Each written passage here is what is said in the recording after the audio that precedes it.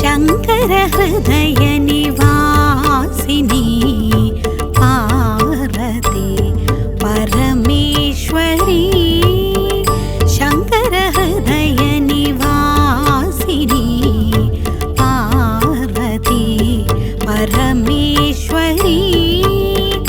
जय जगन्माता देवी बगलामुखी।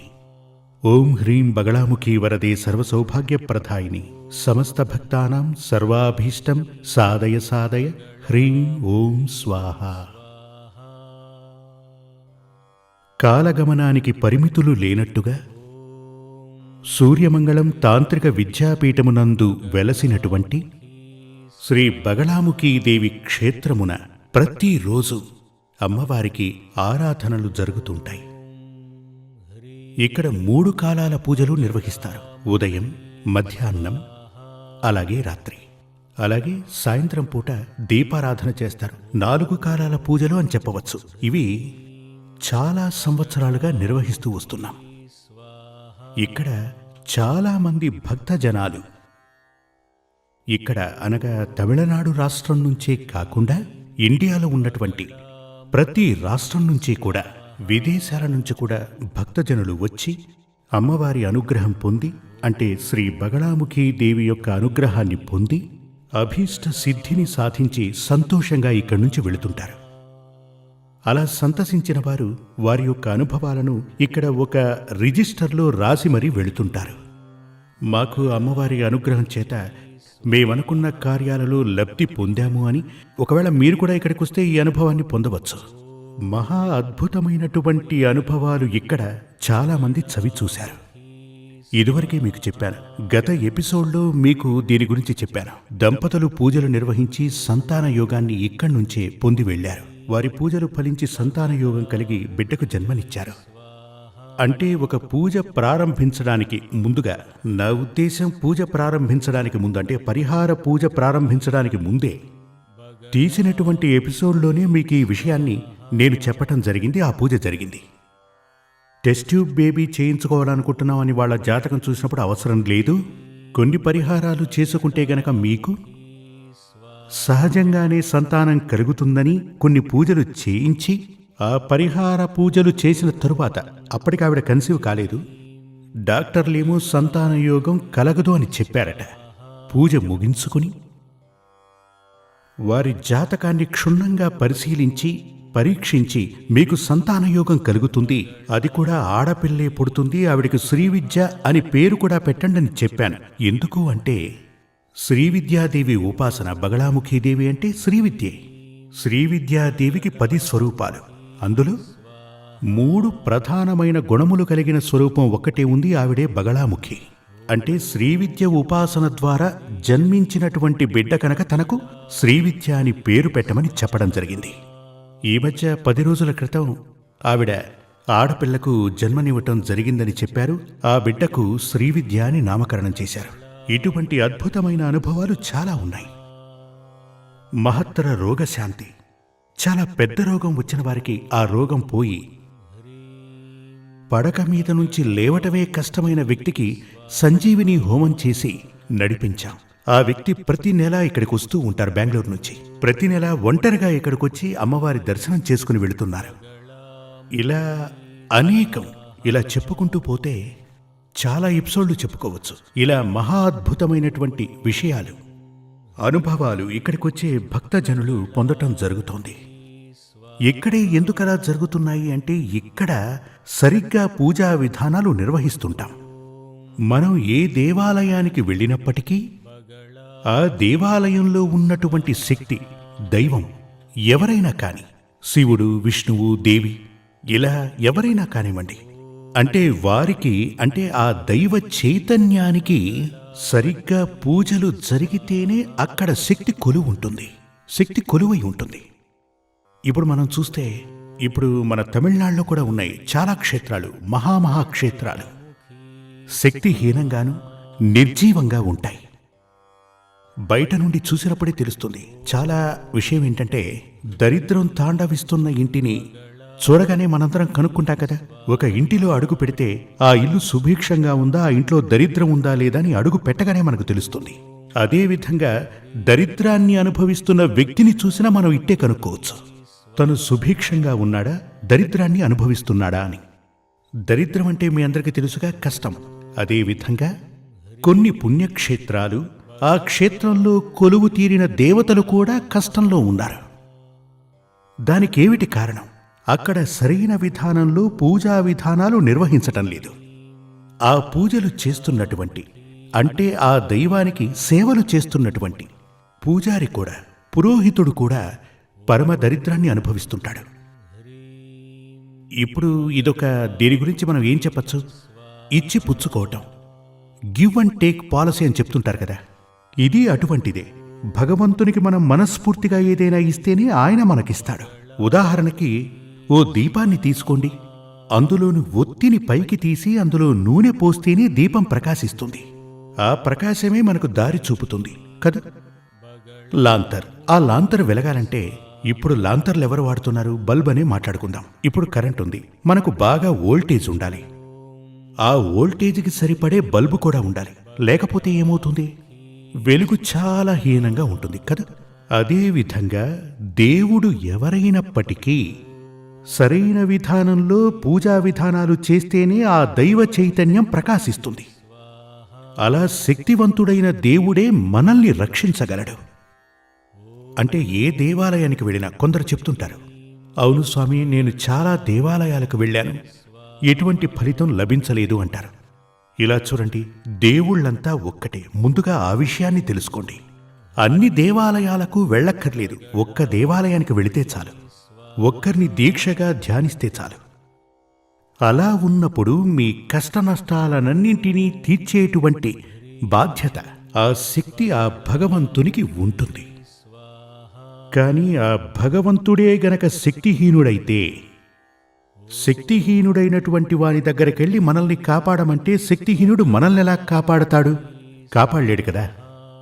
సూర్యమంగళానికి సంబంధించినంత వరకు నిష్టగా పూజలు నిర్వహిస్తూ ఉంటాం. ఇక్కడ కొందరు చాలా దూరం నుంచి వస్తుంటారు, విదేశాల నుంచి కూడా వస్తుంటారు. వారికి ఏం చెప్తామంటే 7 గంటలకు పూజ అంటే 6:45కే మీరుండాలంటాం. మీకోసం ఎదురు చూడటం కుదరదు. ఇక్కడ పూజలు నిష్టగా చేస్తుంటాం.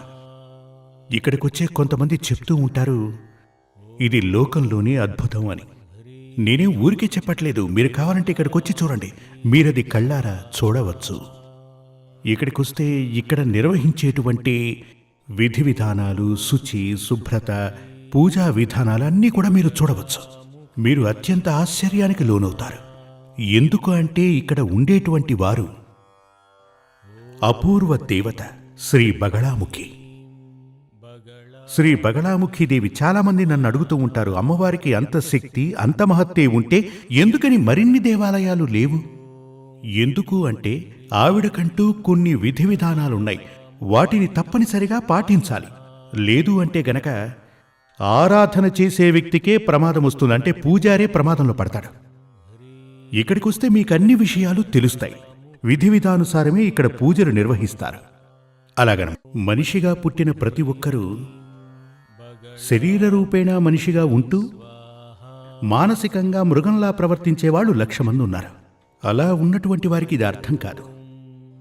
మీకు బుద్ధి ఉండాలి, తెలివి ఉండాలి. అలా ఉన్నట్లయితే తప్పకుండా మీరు ఇక్కడికి వచ్చారంటే ఇక్కడి మహత్తేంటో మీకు అర్థం అవుతుంది. మరో విషయం, ఇక్కడికి వచ్చిన తరువాత మీరు అనుకున్న కార్యాలు ఎందుకు జరుగుతుంటాయి అంటే, మీరు ఏమి చేస్తే, అంటే ఏంటంటే మీకు ఒక ఉదాహరణ చెప్తాను. ఇప్పుడు హాస్పిటల్కి వెళుతూ ఉంటాం. ఆ హాస్పిటల్కి వెళ్ళిన వాళ్ళందరికీ వ్యాధి నయమవుతూ ఉంటుంది. దానికి కారణం ఏమిటి? అక్కడున్నటువంటి వైద్యుడు రోగమేమిటో తెలుసుకుని దానికి కావలసిన మందులు ఇస్తున్నాడని అర్థం. అదేవిధంగా ఇక్కడికి వచ్చిన వారు, ఇప్పుడు వ్యక్తి వచ్చి మాకు సంతాన యోగం లేదు స్వామి, పూజ చేయండి అంటే మేము పూజలు చెయ్యం. ముందు నీ జాతకాన్ని తీసుకురా, అందులో నీకు సంతాన యోగం ఉంటే గనక, అసలు సంతాన యోగమే లేదా ఈ విషయం జాతకం చూస్తే తెలుస్తుంది. సంతాన యోగం లేకపోతే ఎటువంటి పూజలు చేసినా ఏ ప్రయోజనము ఉండదు. ఇది అర్థం చేసుకోండి. సంతాన యోగం ఉంది, కానీ దానికి చాలా అడ్డంకులున్నాయి. ఆ అడ్డంకులు తొలగిస్తే సంతాన యోగం కలుగుతుంది అంటే పూజలు నిర్వహిస్తే దానికి ఫలితం లభిస్తుంది. ఆ విధంగా మీరు చాలా మ్యాగజైన్స్లో అంటే వీక్లీ ఇలాంటి పత్రికల్లో మీరు చూస్తూ ఉంటారు. చాలామంది జాతకాలు చెప్తూ ఉంటారు. మీరు నా దగ్గరికి రండి, మీకున్న దోషాలన్నీ నివృత్తి చేస్తాను అంటారు. విద్యా విజయ యంత్రాన్ని పెట్టుకోండి, మీరు విద్యలో భాసిల్లుతారు అంటారు.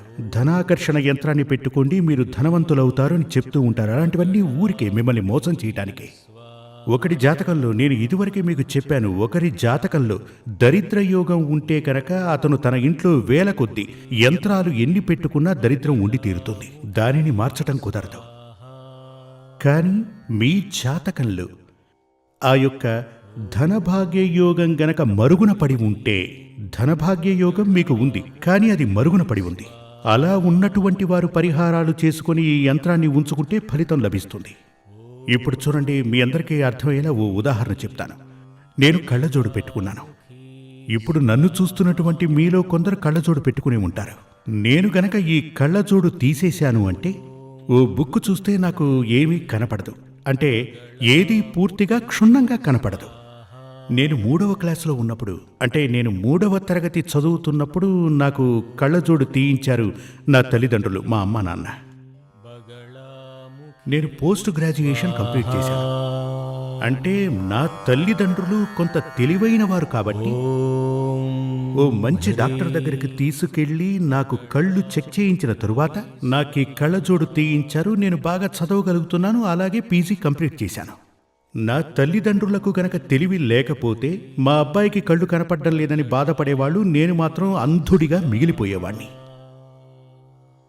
కానీ అందుకని ఈ యొక్క కళ్ళజోడు చూపే లేనటువంటి వ్యక్తికి పెడితే ఉపయోగం ఉంటుందా?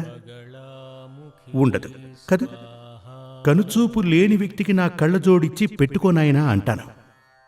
ఎలాంటి ఉపయోగం లేదు. అదేవిధంగా ముందు నుంచే నా కంటికి ఏదో ప్లస్ పాయింట్ ఉంది, కానీ కొన్ని అడ్డంకులున్నాయి. ఆ అడ్డంకులు తొలగడానికి కొన్ని మెడిసిన్స్ తీసుకుని కళ్ళజోడు పెట్టుకునేసరికి 100% నాకు యూజ్ అయింది. అదేవిధంగా మీ జాతకాన్ని పరిశీలించాలి. జ్యోతిష్య శాస్త్రం తెలిసిన వాళ్లే చూడాలి. ఊరికే అలా జాతకాన్ని పట్టుకుని కొంతమంది ఎన్నో రకాల సంబంధాలు చూశాము స్వామి, ఇప్పుడేమో పెళ్లి చేసుకుంటే వాళ్ళిద్దరూ కోర్టుకు వెళ్లారని నా దగ్గరికి చాలామంది వస్తుంటారు. ఎప్పుడు కూడా జాతకమని చెప్పబడేది మన తలరాతే, మన గమ్యం. దాన్ని తీసుకెళ్లి మూఢుల చేతిలో పెట్టకండి. తెలిసిన వ్యక్తికి గనక మీరు ఆ జాతకాన్ని చూపిస్తే మనకు యోగాలు ఉన్నాయా, అసలు యోగ భాగ్యం ఉందా, ఏం చేస్తే ఆ యోగాలు లభిస్తాయని మనకు తెలుస్తుంది. అలా కార్యసిద్ధితో ఇక్కడికి వచ్చేవారికే కార్యాలు విజయవంతం అవుతున్నాయి, అనుకున్న పనులు జరుగుతున్నాయి. అదొక్కటే కాదు, దేవతలకే దేవత అయినటువంటి మహాదేవి ఉంది కదా. ఇప్పుడు మీ అందరికీ తెలిసే ఉంటుంది, ఈ కేసులవి నడుపుతుంటారు కదా. జిల్లా court, sessions court, high court, supreme court అని పైదాకా వెళుతుంటారు కదా. ఈ చిన్న చిన్న కోర్టుల్లో కొంతమందికి శిక్ష వేస్తూ ఉంటారు, పనిష్మెంట్ ఇస్తూ ఉంటారు. హైకోర్టుకు వెళితే ఏం జరుగుతుంది? హైకోర్టులో ఇంకేముంది, సరే పనిష్మెంట్ ఇస్తూ ఉంటారు. సుప్రీంకోర్టుకు వెళితే ఆ కేసుని కొట్టేస్తారు కదా. పక్కవాళ్ళు కూడా ప్రయత్నిస్తూ ఉంటారు. అంటే ఈ సుప్రీంకోర్టు అని చెప్పబడేది సుప్రీం పవర్. దానిపైన ఇంకేం లేదు. మన దేశానికి సంబంధించి దానిపైన ఇంకేం లేదు. అదేవిధంగా దైవాలకే దైవం, సాక్షాత్తు శక్తి స్వరూపిణి అయినటువంటి Bagalamukhi, the supreme power of the God. దాన్ని మర్చిపోకండి. ఏ విధినైనా మార్చగలిగే శక్తి ఆవిడకు ఉంది, ఆ అమ్మవారికి ఉంది. ఆవిడనే శరణు కోరితే మరొకరిని శరణు వేడుకోవలసిన అవసరం లేదు. జై జగన్మాతాదేవి బగళాముఖి. నేను చెప్పేది మీకు అర్థం కావాలి. జగన్మాత అయినటువంటి ఆ పరాశక్తే నాలో ఉండి ఇలా మాట్లాడిస్తోంది, మిమ్మల్ని వినేలా చేస్తోంది. ఆ తల్లి నేను చెప్పేది మీ అందరికీ అర్థమయ్యేలా మీకు అనుగ్రహం చూపాలి. జై జగన్మాత దేవి బగళాముఖి. శ్రీ సూర్యమంగళం అద్వైత వేద విద్యాపీఠంలో తాంత్రిక పూజల్లో సిద్ధహస్తులైన ఎందరో ఆచార్యులు అమావాస్య, పౌర్ణమి రోజుల్లో ప్రత్యేక యాగాలు నిర్వహిస్తారు. ఈ యాగాల్లో పాల్గొనడం ద్వారా తల్లి శ్రీ బగళాముఖీదేవి అనుగ్రహం వల్ల సర్వదోషాలూ పోయి సకల సౌభాగ్యాలు మనకు కలుగుతాయి. శ్రీ సూర్యమంగళం అద్వైత వేద విద్యాపీఠం జ్యోతిష్యం, ప్రశ్నలు, వాస్తు, తాంత్రిక పూజలు మరియు వేదయాగాలు నిర్వహిస్తారు. సంప్రదించవలసిన నంబర్ 7305442299 7305442299.